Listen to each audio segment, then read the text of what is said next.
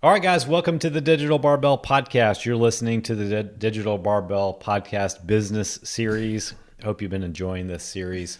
We're almost done with it, and I want to tell you that we are going to put together, maybe you've listened to all these episodes, you're like, wow, that is a lot of information, maybe even too much to retain. I wasn't taking notes because I was driving or working out.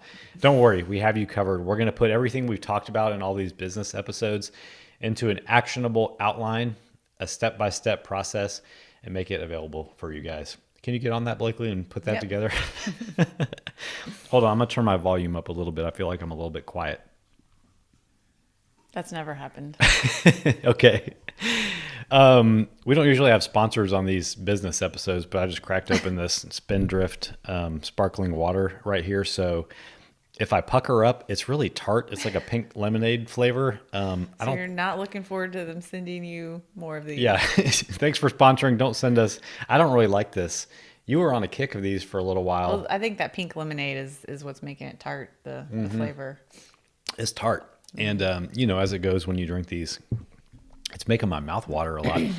When you drink these carbonated drinks, sometimes you might burp. Sometimes I like those because they're not that carbonated to me. Yeah, like they're not. They're They're the really least not. carbonated, and I like that. I don't like to feel like if You're my gonna chest explode. is rising when I like drink a sip of that. I'm like, ah. Yeah. Those I like those.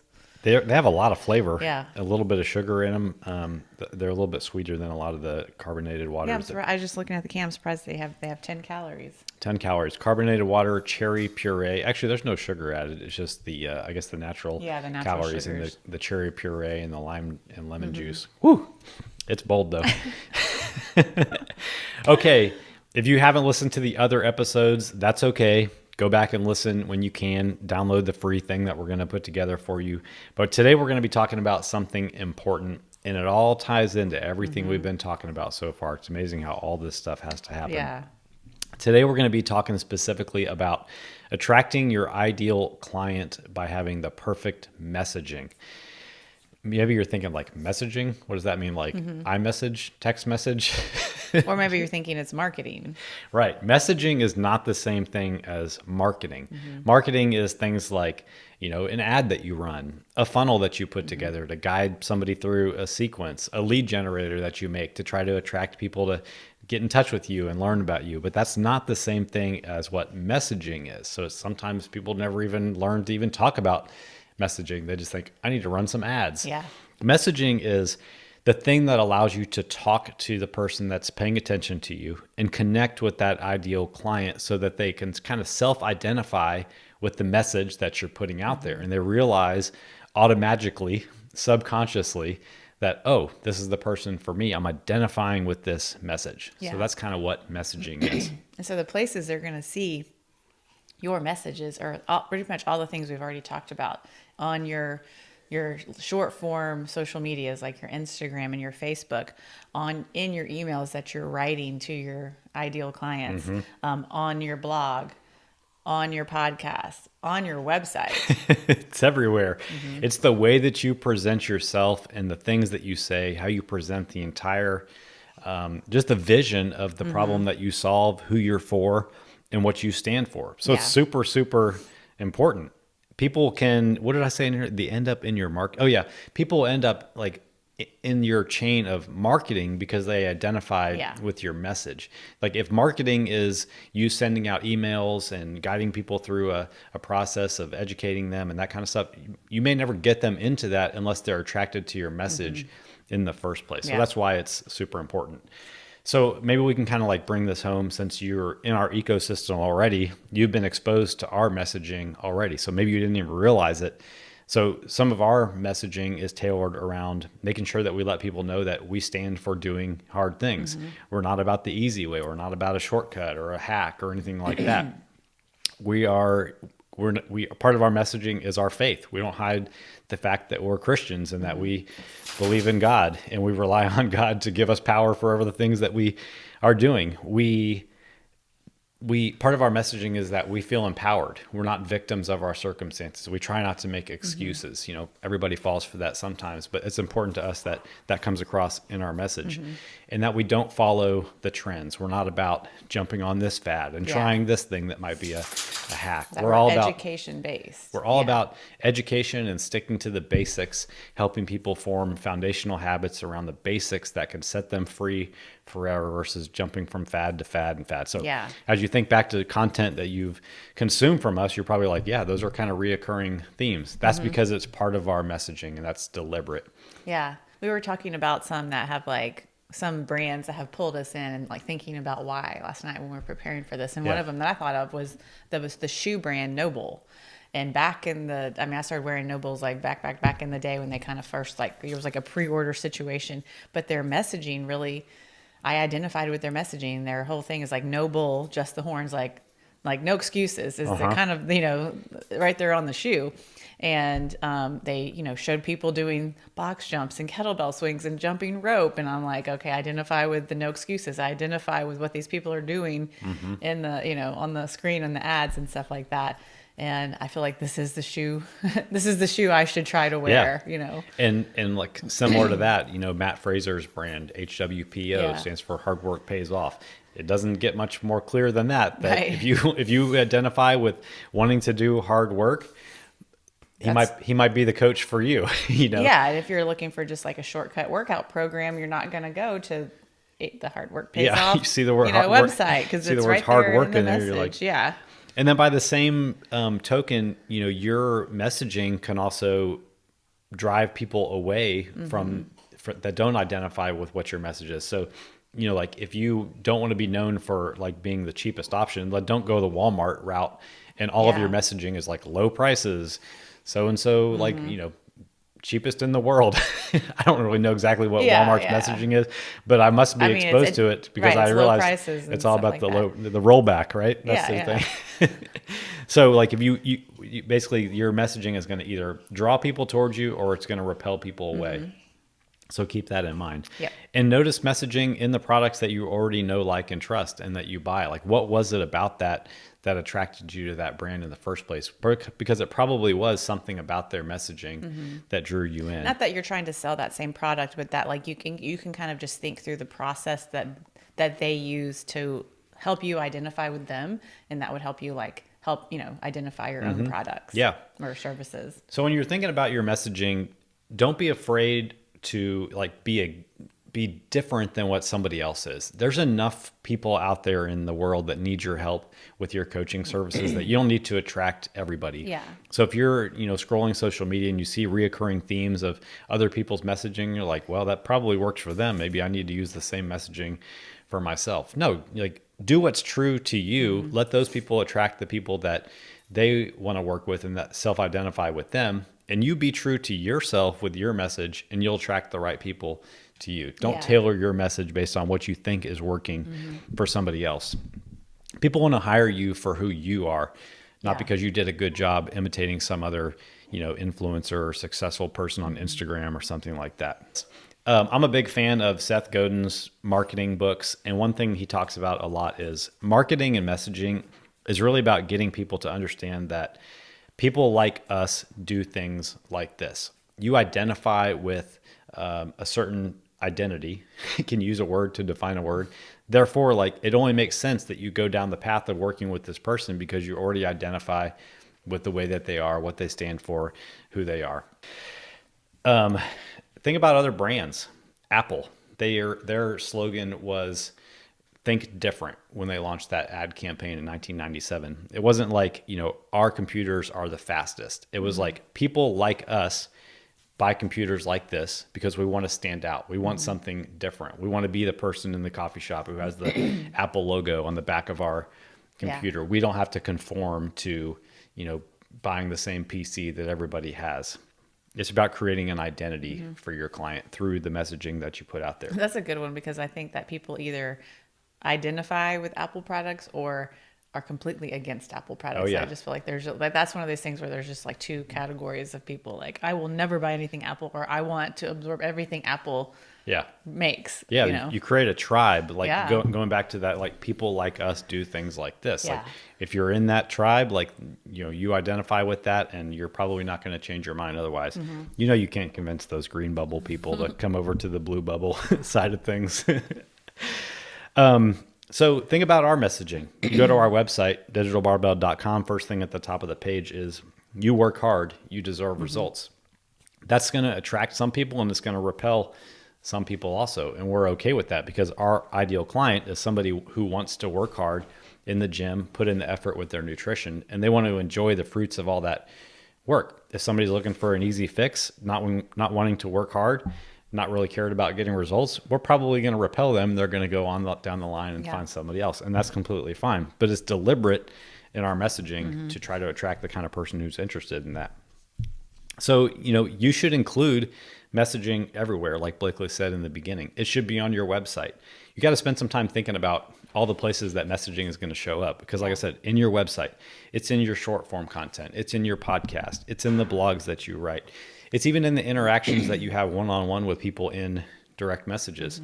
You, as we talked about in the social media episode, there's themes in your brand that need to be repeating. And you want to repeat those same things all across everything that you do in regards to your business, everything from your website to the individual conversations that you have with people. Don't be afraid to use the same terminology in those one-on-one conversations that they see on your website. It's only going to reinforce the fact that you are consistent with your message, and you are the person who can help them if they're interested and they identify with what that message is. So taking a step back, how are we going to decide who our ideal client is? Because we're going to have to... You okay? You want some Spindrift? You're eventually going to have to attract these people through your messaging to work with them. So who do you want to attract? You got to decide, and this could be a trial and error process. It has been for us, because we've said before, if you're for everybody, you're for nobody. So you got to get specific and be a little bit polarizing with your messaging to make sure you're attracting people that you want to work with. So who do you want to work with? Like, do you have a heart?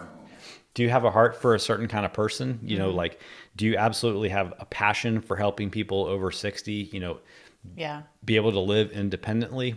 You need to tailor your messaging to that so you attract those kind of people. Like, do you have a passion for helping people through hormonal things, Hashimoto's, PCOS, or whatever? You should talk about that in your messaging. Create messaging that resonates with the person going through that struggle, so they self-identify and see you as the person that can help them. Because your messaging is going to attract the kind of person that you are talking about in your message. I can't say that enough. Yeah. So if you find yourself, with a laundry list of clients that you're not passionate about helping, a couple of things probably happened. Number one, you didn't have a good screening process for finding out, like, am I going to jive with this person and be able to, like, have a relationship with them, help them get the results? And then even before that, like, well, what was your messaging? Did your messaging attract the kind of person that you're actually not passionate about working with? Because if you do that long enough, you're going to build up a roster of clients that you're not going to want to help. You're not going to get them results. It's not going to lead to referrals. It's going to be this like negative snowball, but really the problem originated in your messaging all the way back at the beginning. So this is something you really need to put some thought into. If somebody is a new coach listening to this, we've just done you a huge favor by thinking about it at the beginning instead of getting 2-3 years into your career and then having to think about it. So thinking about creating the actual messaging, interrupt me because I feel like I'm on a monologue here. You got to sit in some silence and think about the roadblocks that your ideal client has. This is how you're going to create the message in your email, in your blog, in your podcast. What are the roadblocks that they have? What are the struggles that they're going through? What are the behaviors that they're trying to start and stop? What are the misbeliefs that they have that are holding them back? What are the mindsets they have that are limiting them and keeping them from getting results? You need to think about those things. You need to acknowledge them in your messaging. Nobody wants to just be preached at, and nobody's going to change their mind if you don't first validate the fact that what they believe is real and the thing that they're going through is real. So your message shouldn't just be like, if you believe this, you're wrong. Here's the truth. Well, who's going to like react to that? Everybody's going to just get defensive and move down the road. They're certainly not going to share it with a friend or anything like that. So you have to you have to validate the person's stance, meet them where they're at right now, and then present them an idea that may shift their belief and open their eyes through your message. Let's talk about how a sample piece of content of how we might do this, with our messaging that we have in mind when we write a piece of content. So we might write something like, Tina was working out 5 times a week doing group classes for the last 3 years, but she was frustrated that her body had never changed even though she was working hard. The problem was that the weights she used never got heavier. She never actually got stronger, so she never saw her muscles change. So, Tina worked out 5 times a week doing group classes. Boom. The person that is already working out doing group classes 5 times a week for the last 3 years and not seeing their body change, they're like, they identify immediately. Holy crap, you're talking about me. Yeah. And that's our ideal client. The problem was the weight she used never got heavier. She never got stronger. So now the person's being like, maybe what I'm doing isn't working for a reason. And maybe Digital Barbell can identify with that, and that can actually provide me with a solution that will change my results. So in just 2 sentences, we've empathetically identified the person that has the problem that we can solve, and we've kind of showed them the reason that what they're doing isn't working. It didn't have to be really long, which I have a tendency to do, but just those 2 steps of helping them identify and then presenting them with a mind-changing option can start the conversation, or at least cause them to hit the follow button or start paying attention more to what you're saying. Here's another example. If this was a nutrition related thing, let's say we posted, the problem with tracking macros is that every day you're stressed out thinking about going over your calories and feeling like a failure. Man, I mean, if somebody has tracked macros before, got to the end of the day and been like, I failed. Was over their calories and they failed. They identify immediately with that sentence. So these are just 2 quick examples. Maybe we'll do a longer episode sometime about crafting this kind of content, but hopefully you understand now that, how this messaging can be more helpful than just an infographic that says like, here's how to eat 150 grams of protein per day. I'm picturing like an example of maybe a financial advisor. Some messaging that he might create would be like, are you tired of like getting to the end of the month every single month, having no money and knowing that you should be saving for retirement? Here are the top 3 things that, can help change that. Like, like if you're somebody who gets to the end of the month, you're like, oh crap, you're gonna be like, okay, this person knows how to solve my problem. And that was the way that they messaged that thing that got you to understand that. Yeah. I mean, it's pretty much in everything that we buy. I was thinking about another brand that we use is Public Goods, and like we, kind of used them for like the last 3 years. And the reason I even found them is like identified with their messaging of like, okay, let's take out the hassle. We have one bottle of everything. Everything looks exactly the same. It's a white bottle with black writing. They, on the back of each bottle, they stand for like 6 things, like, no animal cruelty, like sustainable, like blah, blah, blah, gluten-free, all the little things on the back. And, gluten-free soap. And they take out the like the shopping confusion. They're like, we have one cleaner for your bathroom. We have one hand soap, and like, I'm like, oh, all these things make life easier, simple, just order it and it shows up and you're done. And I'm like, yes, I want to try this. Yeah, exactly. And if you're kind of really stumped, like, all right, I really don't know where to start, just listen to the progress that your existing clients are already making and then craft that, because there are ideas for messaging. Like if we have this has happened several times actually, a client in their 60s or 70s, and they're like, I went to a wedding and I enjoyed it more than I have in the last 20 years because I had the physical ability to just dance for like 30 minutes, an hour straight. Boom. There's a piece of messaging right there that you can craft to like draw other people in that want that same feeling.